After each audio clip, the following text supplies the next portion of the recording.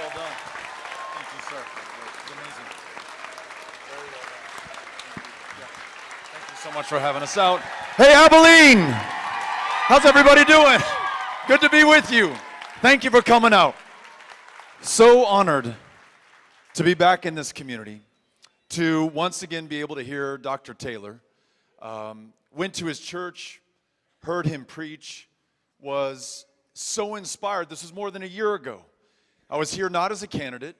Some of you were with us. We had a great conversation about the future of our democracy and the need for each and every single one of us to make sure that we fight and secure the right to vote for each and every single one of us. And Dr. Taylor came out to that meeting one summer evening and said, "Why don't you join me in worship tomorrow at my church?" And I gladly took him up on the offer, was so inspired by the message that he gave to me, and I'm forever grateful that you would come here today to introduce me again to this community. So Dr. Taylor, thank you so much.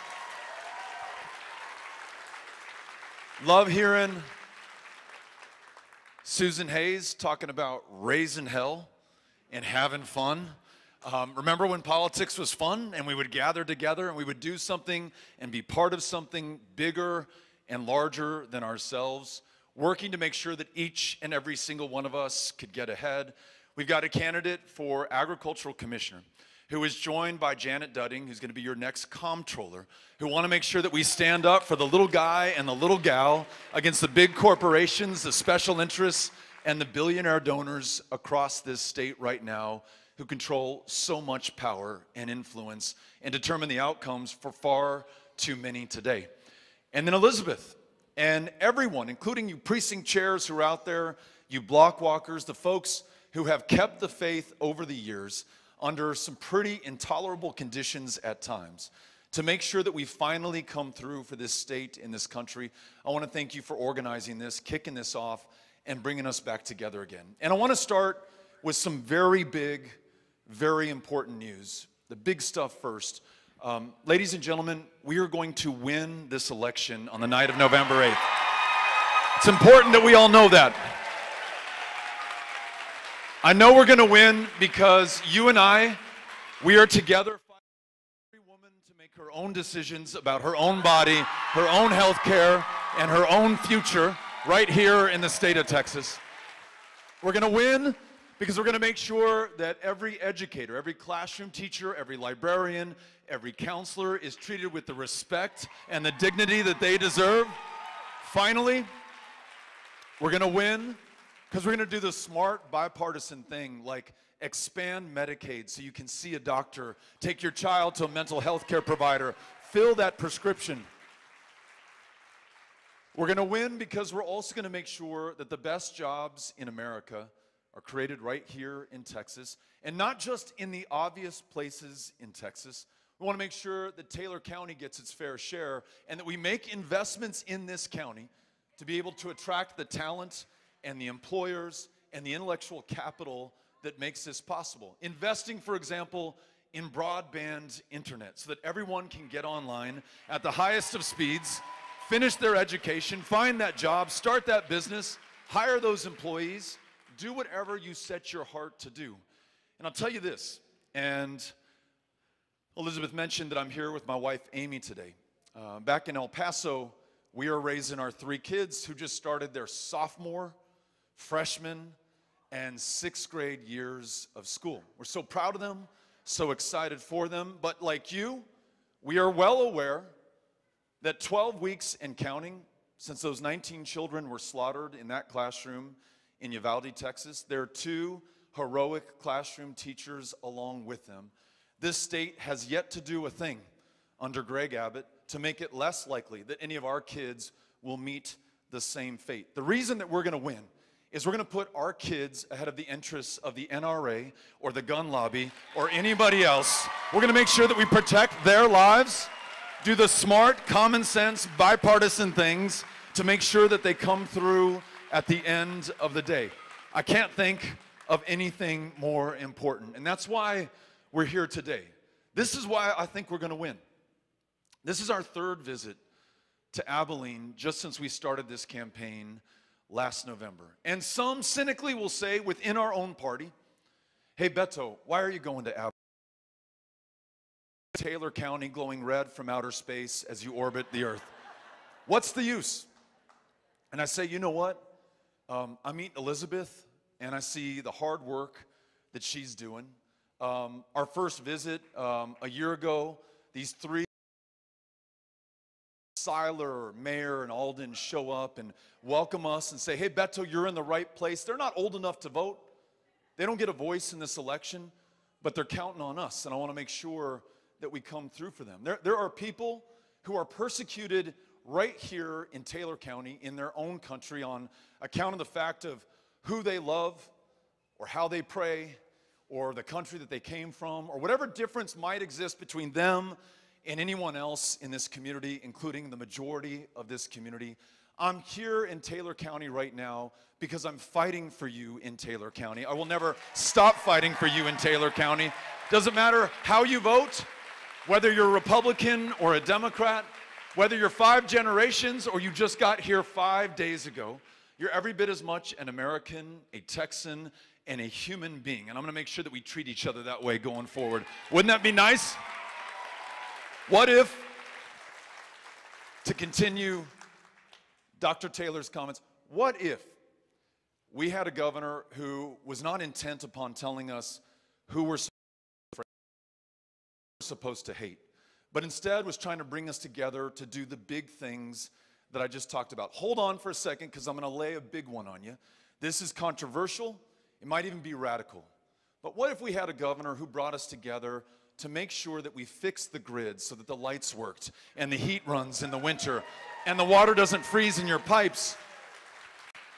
7 people in Taylor County lost their lives last February because the people in power could not keep the power going to the people that they purport to serve. 7 people in this community who froze to death, who died of hypothermia in the energy capital of the world, in a country where it gets much colder in other states. And despite the abundance of energy that we have, the wealth as the 9th largest economy on the planet, it is a $2 trillion GDP.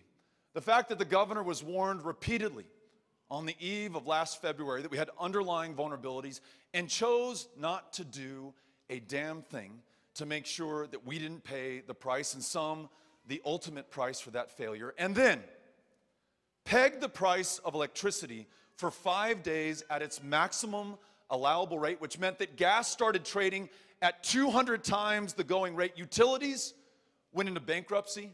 Others took billions of dollars in debt trying to keep their customers alive. Meanwhile, the CEOs of the pipeline companies and the energy traders made $11 billion in profit over the course of those 5 days. Ladies and gentlemen, that is by far the largest transfer of wealth in Texas history. Not only did so many people die, not only has he not fixed the grid, but he passed the buck on to you and on to me. Electricity bills on average have gone up $45 per month per ratepayer in the state of Texas. Instead of getting that money back from those energy traders and pipeline companies, he's asking you to foot the bill for something that you had nothing at all to do with. And in fact, you've already paid the price once. Those damaged pipes that burst after your house started to warm up, ruined your floorboards, mold started racing up your drywall and onto your ceiling. We took on literally tens of billions of dollars of property damage across the state of Texas. Now he's asking us to pay more. So here's another radical idea. What if we winterized and weatherized every part of the grid? What if we connected ERCOT, our grid, to the national grid so we could draw down power when we needed it, sell it back up when we have a surplus? What if that $11 billion, which was not only immorally gained from all of us, but was illegally taken? There's a state statute that says you cannot price gouge your fellow Texans in the time of a declared emergency or disaster. And specifically cited in the statute is gas and fuel. And that's exactly what they did to us. Now, why in the world would your governor not go after them and get that money back? It might have something to do with the fact that the largest donors to the Greg Abbott campaign are the very people who made this money. Literally, Kelsey Warren CEO of one of these companies that made $2.4 billion over 5 days last February, slid a $1 million check across the table to Greg Abbott for his campaign as soon as he was able to do it. Well, here's what I say. Damn the special interests. We're taking them to court. We're getting our $11 billion back, and we're returning it to you, reducing your utility bills and making it a little bit more affordable to live in the state of Texas. I mentioned teachers and treating them with respect and dignity. I think all of us here feel that. We'd have more people here, except for those educators now are in the classroom. And out of their own pocket, you all know this, right? Those retired educators can attest to this. You will pay for the classroom decorations that those kids will see. After that first week of that child who's on free and reduced breakfast and lunch, and you know damn well that she has no meal to go home to at the end of the day out of your own pocket, you pay for her to have some calories to burn while she does that homework that you assigned.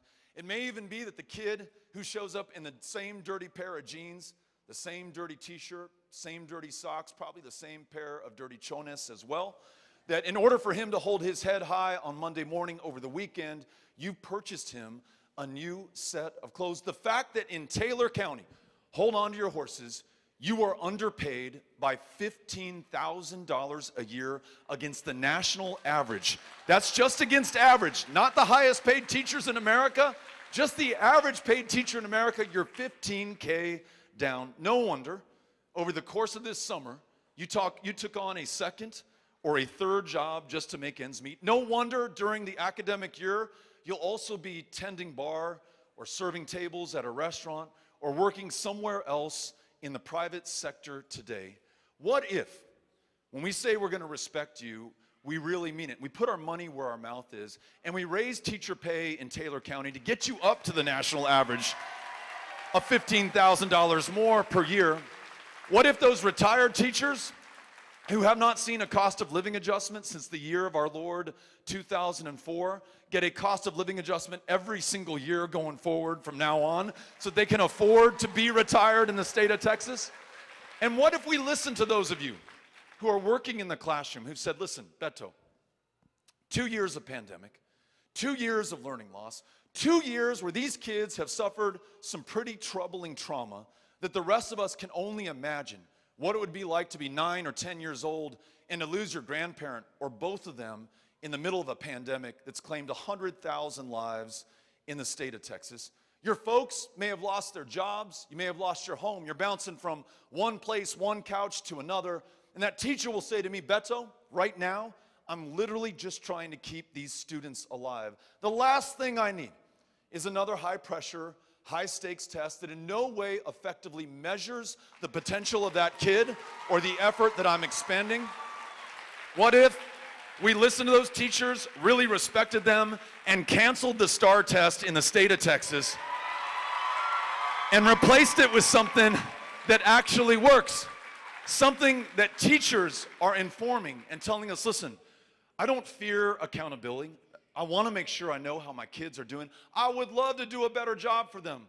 Let's just make sure that we have something that actually works at the end of the day. Best way that I can think to do that is by making sure that after we win this, and I serve as your governor, that we appoint a classroom teacher as the next TEA commissioner in the state of Texas. We're going to get that done. We talked about lowering your utility bills, fixing the grid.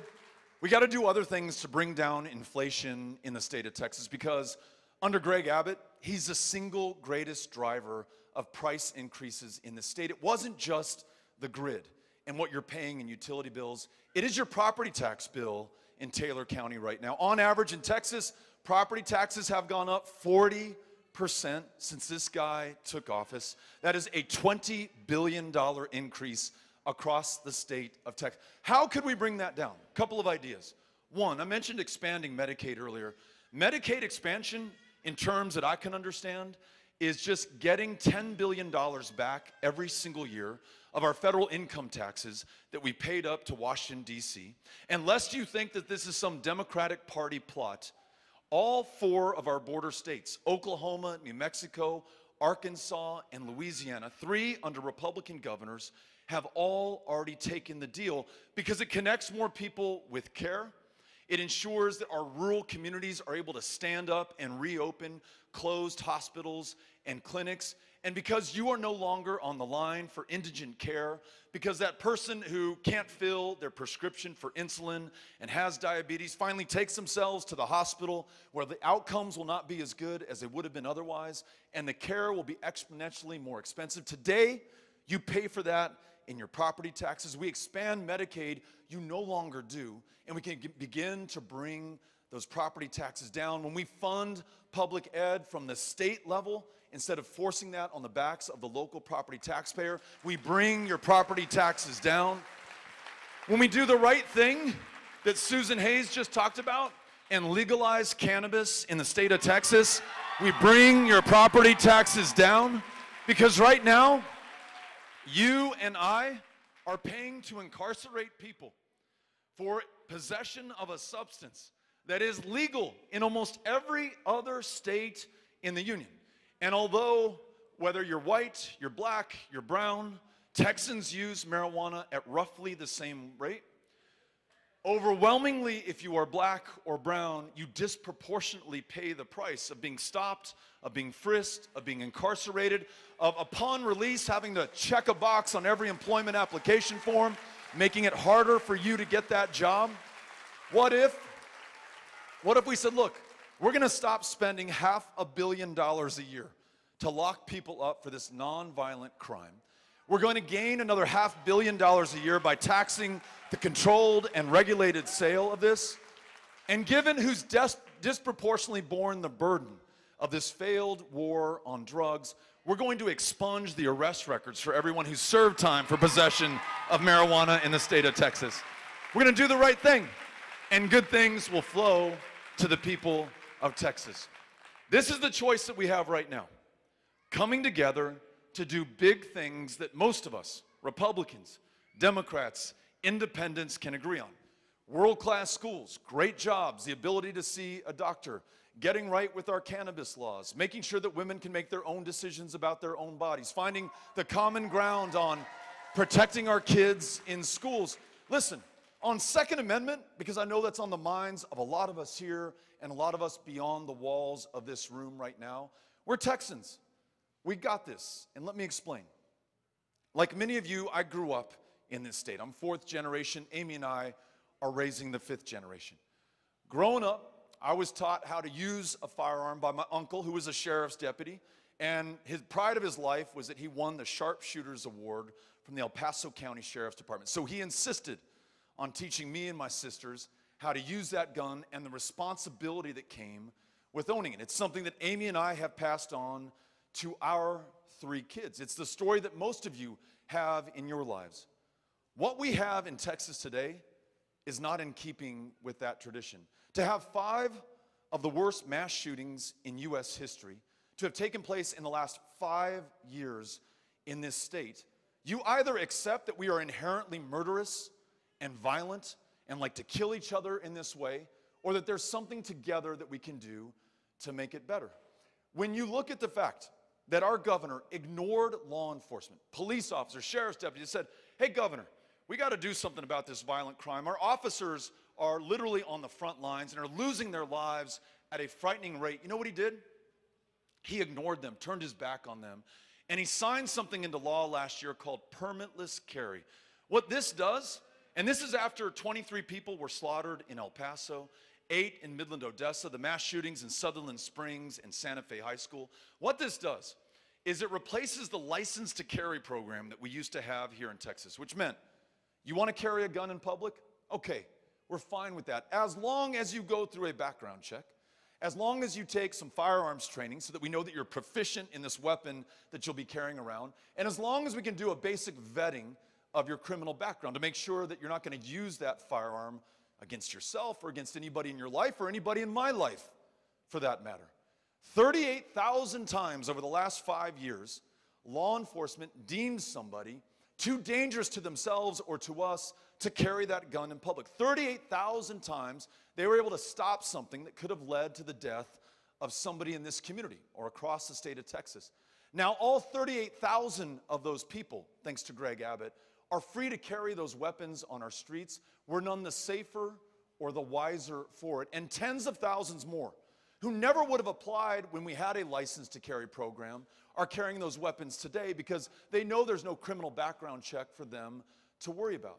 More cops have been gunned down in the state of Texas than any other union, and we have predictably seen a spike in gun violence. So what's the answer to this? How do we defend the Second Amendment and do a better job of protecting the lives of those in our lives? 3 ideas that I've heard from you as I've traveled the state. This does not come from me. This is not from the Democratic Party. This is from us, the people of Texas. Number 1, let's at least, at a minimum, raise the age of purchase for an AR-15 or an AK-47 from 18 to 21 years old, right?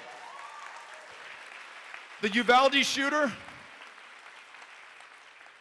was 18 years old when he walked into that gun store. Now, some amongst us will say, hey, Beto, criminals do not follow the law. Make all the laws that you want to, but they're going to get around them. Some will. Let's admit that. But the Uvalde shooter patiently waited till his 18th birthday. Didn't try to acquire that AR-15, those 2 AR-15s and hundreds of rounds of ammunition. At the age of 16 or 17, he turned 18. He was legal, went into that store and bought it. Raising the age to 21 would have at a minimum purchased 3 more years for some kind of intervention that would have stopped that slaughter that we saw 12 weeks ago in this very state. Another idea is something known as a red flag law. What that means is if you have that firearm in your house, but you're threatening to use it against yourself, you tell your boyfriend or a classmate, you know what, I'm going to kill myself, or you say, I'm going to take this gun into my school and I'm going to go kill other people, law enforcement with the red flag law now has the ability to intervene before it's too late. Why would this work? That shooter in Uvalde, before he ever walked into that classroom and killed those kids, his friends called him the school shooter. He was sending signals so strong, so obvious, that everyone around him knew what he was likely to do, and there was no legal recourse to intervene before it was too late. The 23 people killed in El Paso in 2019, that shooter ordered his AK-47. It comes in to his home in Allen, Texas. His mom picks up the phone. Allen Police Department, my son just ordered an AK-47. I have no idea what this kid wants with this weapon. She may have signaled some other signs of distress. The Allen police said, ma'am, I'm sorry, nothing we can do. Good luck, you're on your own. He drives that AK-47 650 miles to El Paso, Texas, posts a manifesto online before he walks into that Walmart saying, I have come to repel the Hispanic invasion of Texas that I have been warned about, and goes in and kills 23 people in a matter of minutes in a city that doesn't lose 20 people to murder over the course of a year. Yes, a red flag law would have saved those lives in our hometown. And last idea.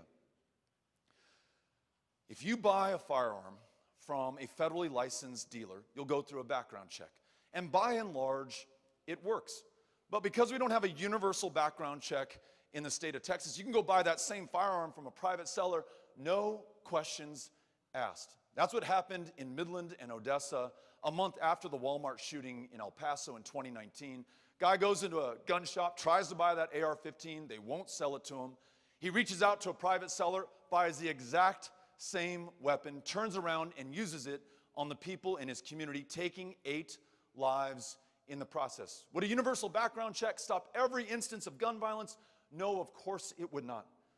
But don't allow the perfect to become the enemy of the good. It would have stopped that shooting in Midland, Odessa, and countless others. Those 3 ideas, raising the minimum age, making sure that we have red flag laws, having a universal background check, gun owners, non-gun owners, Republicans, Democrats, independents, the people of Texas can get behind it. The one person standing in our way is Greg Abbott. And that's why we're going to replace him on the night of November 8th when we win this election. We're going to replace him and place our kids above any special interest or political consideration. We're going to make sure that we get this done. Last thing that I want to say before I turn the microphone over to you and have a chance to listen to what's on your mind. If you are interested in being part of this victory, of getting Texas back on the right track, then we want you on our team. When you came in, you should have been handed a piece of paper with a QR code. Cynthia's holding up an example of that right back here in the green shirt. You can scan that QR code and sign up to be a host. And when you sign up to be a host, you will be hosting a canvas where people knock on doors with you and meet the voters who are going to decide the outcome of this election. Is it easy? No. Is it comfortable in the middle of August in Abilene, Texas, when you're going to be sweating through your shirt, your shoes, your, everything else? No. But if you want to win this election, there is no candidate strong enough. There's no political party with enough resources. There's no message, there's no television ad, there's no radio spot, there's no mailer that's going to get the job done. It's going to have to be people connecting with people. And I promise you, if you show up at someone's door, eyeball to eyeball, face to face, human being to human being, at this incredibly divided, polarized moment, at a time that far too many of us are consumed by our digital devices, you are going to break through with that voter. And the person who might have said, you know what, I'm really not sure what's going on in this election, the difference between these candidates, from your own heart, in your own words, you'll be able to share that with them. And as they raise their concerns and the opportunities they see in their lives, with your own ears, you'll be able to hear them. You'll make a connection, and you'll be able to get that done. So please think about scanning that QR code or meeting one of our great volunteers who are here in the yellow vests. They'll sign you up in person as well. With that, Cynthia Cano is going to meet you wherever you are in this room with this microphone. All you got to do is raise your hand. She'll bring it over to you. We want to get as many voices into the conversation as possible. And again, a reminder, we want everyone here in this room, Republicans, Democrats, independents alike, all are welcomed into the conversation, because it's going to be Republicans, independents, and Democrats alike who together right here in Taylor County are going to ensure that we win this election on the night of November 8th.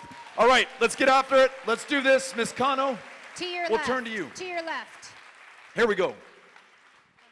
Hi, I was wondering your views or thoughts on the pipeline to prisons, basically the juvenile system, that most children that are 90% of them there are either come from some kind of trauma. Actually, a family member of ours came from some kind of trauma or abuse, and now, sorry, he was 11, so it's really emotional. And we all know that 90% of them have some kind of issues, and then they end up in prison or messed up. And I know right now that the Department of Justice is investigating these facilities for abuse, neglect, suicide. But my great-nephew was here in Taylor County as a 10-year-old, locked up and suffered severe consequences. He's 12 now, and we can't fix him, like he's back in there. And even this, I'm sorry to call out Taylor County, but I reached out to the mayor, I reached out to the judge, and I got no response for them. And the mom has struggled with abuse with the father, but I offered to bring him into my home, and they refused. But anyway, so and also, people in prison too, how they're suffering. So if we really care about life, all you pro-lifers out there, what about the lives that are here now? Like, we need to stand up for those lives. Well said. Did you hear about the juvenile detention facility in Texas, where kids are spending 23 hours a day locked up in isolation? Your great-nephew was one of them. 11 years old. These are human beings. These are children. What is that going to do to that kid's head to be locked up in the same room 23 hours a day, day in and day out? Did you hear about the fact that since 2020, so this is a year and a half ago, 100 children have lost their lives in the custody and care of the state of Texas in our Child Protective Services, the most perversely ironic name in the world, right here in the state of Texas. Not for lack of resources, okay? 9th largest economy on the planet, $250 billion biannual budget in the state of Texas. We do not want for the money to be able to help these kids. It's just they're not a focus of our attention right now. We talked about, or you asked about a schoolhouse to jailhouse pipeline.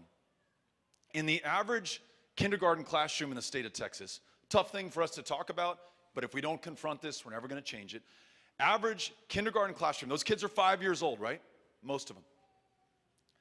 They are 5 times as likely to be suspended or disciplined or expelled if they're black than if they are white. I used to hear about this schoolhouse to jailhouse pipeline. I thought, well, it starts when you're in high school and maybe you experimented with drugs and there is a bias in enforcement and you got stopped and frisked and that's how you ended up there. No, ladies and gentlemen, it starts when you're 5 years old, as vulnerable as a human being can be, against a system that's going to make it almost impossible for some to be able to get ahead.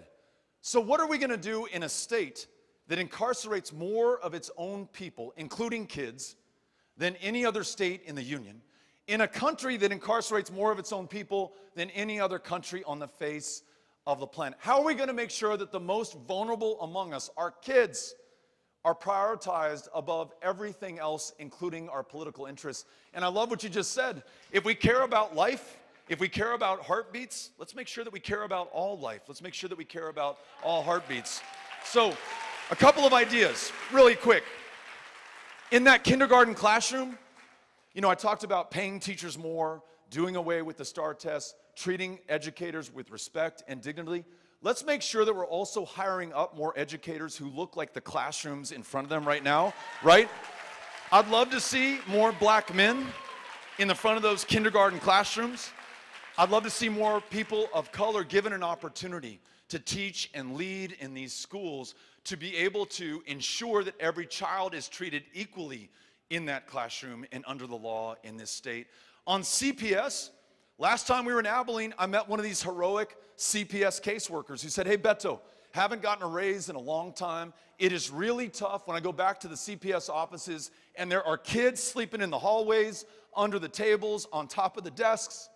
And I want to quit, but if I do, what's going to happen to those kids? So I stay on and I do my level best, even though I know, she told me, these children will emerge more damaged than when they went into this system. There are 32,000 of them, ladies and gentlemen, in this state.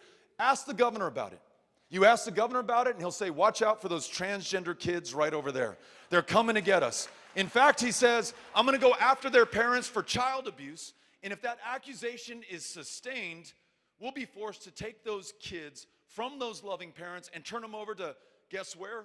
Child Protective Services and our foster care system right now. He is the master of distraction and inaction and chaos and cruelty and incompetence. And we've got to get back to doing right by and for everyone, especially these kids right now. So whether they're in CPS, whether they're still in the home, and they're struggling to get connected to care, the wait list, some of you saw this article over the weekend, the wait list to be able to get state-supported services in the state of Texas is up to 20 years long. You have a child who's medically complex, intellectual disabilities, you want some help from the state of Texas, you better get in line and you better be prepared to wait for 20 years to do it. Again, radical idea. What if we put the kids first in the state of Texas, prioritize them in our budgets and in our funding, our policies, make sure that every single one of them can get ahead, no matter who they are, where they are, and who their folks are. Ms. Cano, thank you. Hello, Governor O'Rourke, because you speak those things as if they were. I had a quick question. They just announced a utility CEO person over ERCOT. What are your thoughts on the fact that they don't even live here? They're going to be living in Ohio, or they at least live in Ohio. Yeah.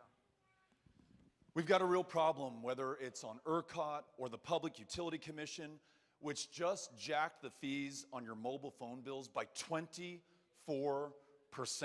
It is yet another Abbott tax. Your utility bills went up $45. Your property taxes have gone up $20 billion cumulatively. Your phone bill, the fee there, up 24% and counting right now.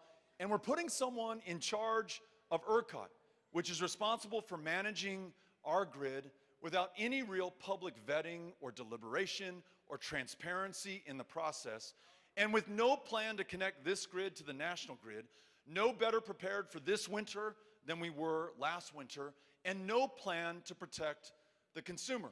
Now, there's something that oversees ERCOT. It's called the Public Utility Commission. Greg Abbott has yet to appoint a customer or consumer advocate, a representative, someone like you or someone like me who's going to look out for our interests, our bills, and the reliability of the grid. This is insiders taking care of insiders, Greg Abbott catering to his donors, and repeating the same thing going into this winter, where I really worry whether we're going to be able to count on the lights coming on, the heat running, or the water flowing. It's gotten so bad, many of you saw this, that ERCOT issued a conservation notice 2 times over the course of last month, meaning you needed to set your thermostat to 78 degrees. Toyota, the big Toyota factory in San Antonio that produced the Tundra that I drive around the state, they just canceled their 3rd shift because it's drawing down too much power from the grid right here in the state of Texas. We have an embarrassment of wealth when it comes to energy resources in Texas. It's oil, it's gas, it's wind right here, right outside of Abilene. It's geothermal, it's solar. Soon it will be hydrogen. Let's make sure that we have the competence and the leadership necessary to harness that so that this state can be moving in the right direction without question. Thanks for asking the question.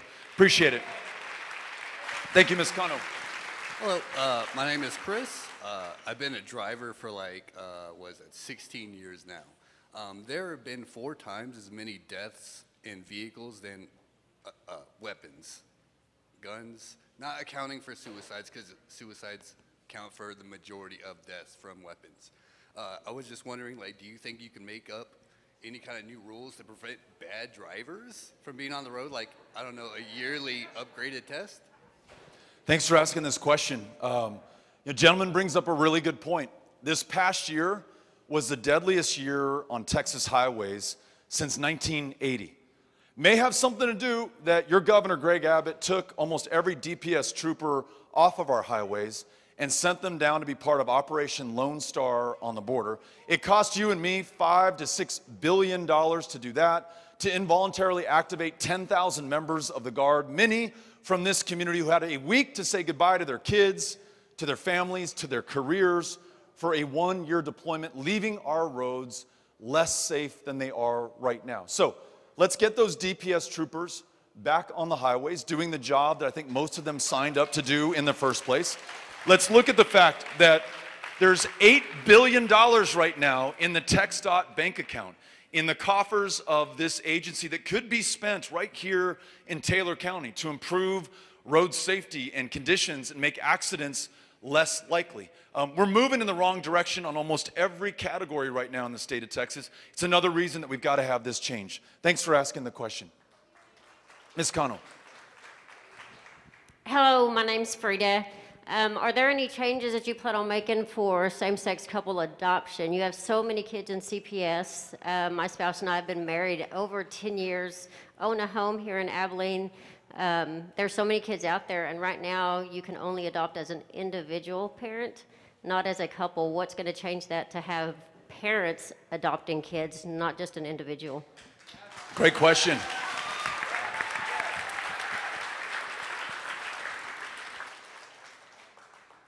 One of the things that I want you to take away from this conversation, I hope, is that right now in Greg Abbott's Texas, he's so intent upon making you afraid of people or hating people or dividing us based on our differences. It's really a Texas where it's you or me.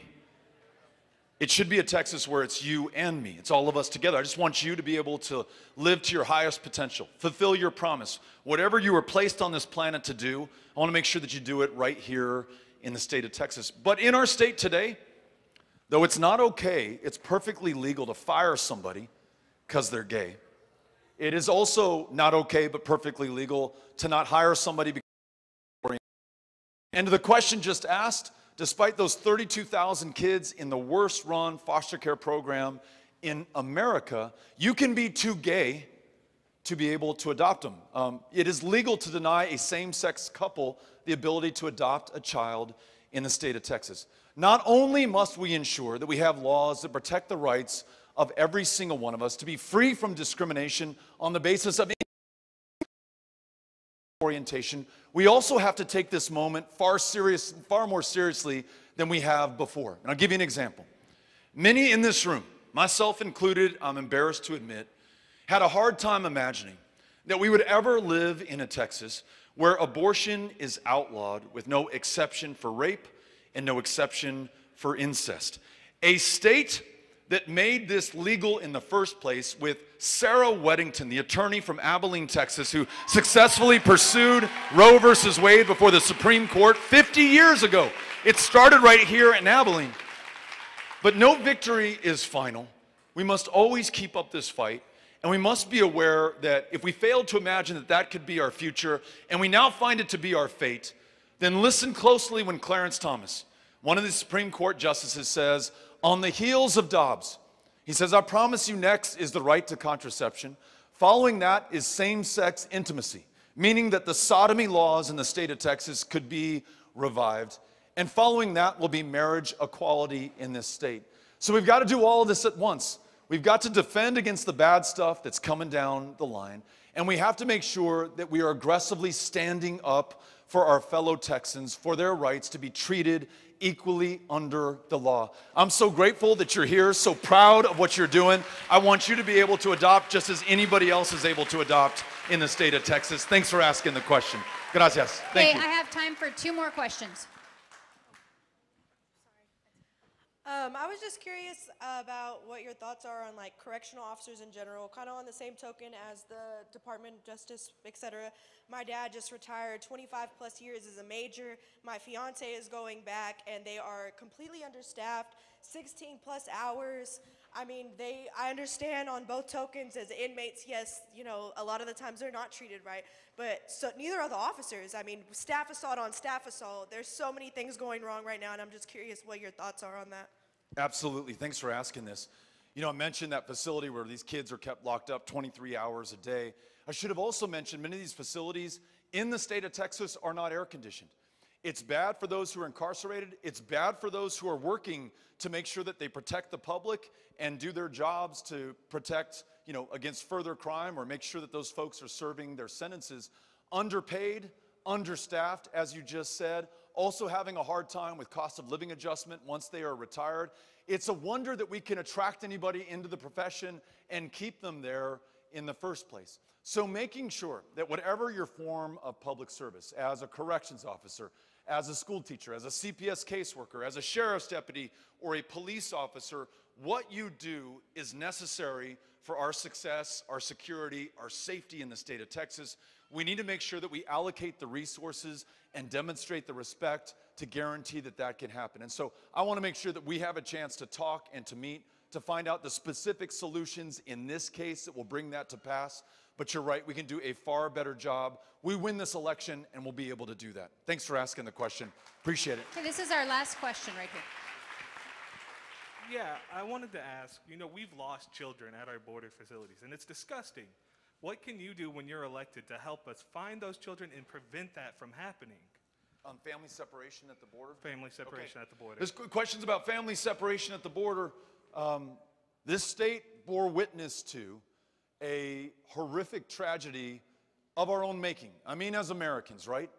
As long as you buy the premise that we're a government of, by, and for the people, then any action by any person in any position of public trust is reflective of all of us, especially if we fail to change out those people who are in these positions.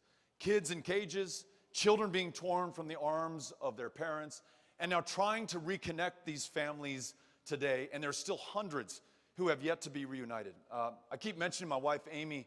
She and I were in El Paso, and we were there to witness a family reunification, one of these great Catholic charities that assisted in bringing these families together. And I don't remember if the girl was 8 or 9 years old, hadn't seen her mom in months. And you would think there would be a big smile on her face or tears of joy, but there was just a vacant expression because she'd been through so much pain, so much hurt, and she associated it with her mom, the woman who brought her on this 2,000-mile journey. And once they got to what they expected to be their refuge or their salvation, she was taken from that person, a stranger in a strange land, not speaking the language, not knowing when or if she'd ever see her mom again. I don't know what long-term damage we did to that kid and to other kids, but it's on us to be able to make it right. So I would argue that we have a vested interest, just from the moral imperative, but also just to make sure that we're living up to our values and our interests, that we reunite these kids. And we assist with the federal government, with local charities, whoever wants to be part of this to get that done. But if I could, one last thing on this. I mentioned that shooter who came to El Paso and killed those 23 people. He said he was here to repel that invasion of Hispanics who are coming to take over the state of Texas. This rhetoric that demagogues employ for as long as we fail to fix immigration in the state of Texas and across this country is just downright deadly. I mean, 23 people paid for it with their lives. We lose thousands of people who try to cross into this country, very often for the privilege of working jobs that no one born here is going to work, or trying to connect with family again, or just seeking asylum because to take their kids back to where they came from might mean their certain death. You all read the story or saw the news reports about the more than 50 migrants found dead in the back of that trailer in San Antonio. For a second, try to imagine what would compel you to get into the back of that trailer. Where would you have to be in life? How dire would it have to be for you to willingly get into the back of this thing, crowded in with dozens of other people, to end up literally God only knows where? And now, think about you're in the trailer. You've climbed up into it. Somebody probably had to assist you. There's no step ladder, right? And you have to reach down and you have to grab the hand of your 11-year-old son and you have to bring him up into that trailer with you. Now, why would you do that? We have an 11-year-old son. The only reason we would get into that trailer with him is if it was the only way to be able to save his life. Here's what I argue we should be able to do, Republicans and Democrats alike and together. We should address the fact that there are people who want to come here to work and there's not a safe, legal, orderly path for them to be able to do it. We have not updated our immigration laws since Ronald Reagan was the president of the United States of America. There are people who want to join family, and if they're coming from Mexico, the wait time might be 20 years in order to join them if they do this the legal way and get in the back of the line. There's no safe, legal, orderly way for them to do this quickly. There are people seeking refuge and asylum. The wait time to have your asylum request adjudicated in America today is 6 years. 6 years that you're with your kid in some refugee camp in Ciudad Juarez or Nuevo Laredo or Matamoros. 6 years where they could be kidnapped or taken from you or something else could happen. I understand, though I do not condone, why some people might try to cross before those 6 years are up. If we came up with Texas-based solutions to these three categories of people, that takes the vast majority of those coming into this country off the table. We'll have a safe, legal, orderly path for them. And the only ones left are those who seek to do us harm, those who might want to traffic in illegal drugs like fentanyl, those who might want to traffic in human beings. And yes, they are there. We should be aware of it. We should be vigilant against them, and we should be able to stop them. But today, they are the needle in the haystack. Tomorrow, after we win and after we address this and after we work together, we've moved the haystack off the table and we see them where they are for who they are. That's a Texas-based solution. And then you don't have people like Greg Abbott or Donald Trump vilifying immigrants and trying to make us scared of one another. And then last thing on this, what about those young people in our communities who were brought here at the age of 2 days or 3 years or 10 years old, whose parents left those countries maybe because this was the only place they could come to ensure they had a better lives for themselves, but also to produce a better life for all of us? What if Texas led the way in fully legalizing every dreamer who's in this state and making sure there is a path to citizenship so that they can live to their full potential and fulfill their promise? Thank you for this great question. Abilene, Taylor County, thank you for coming out. We're so grateful to be with you. We're looking forward to winning this race with you, for you, and by you. Thank you so much. Le agradezco. Muchísimas gracias.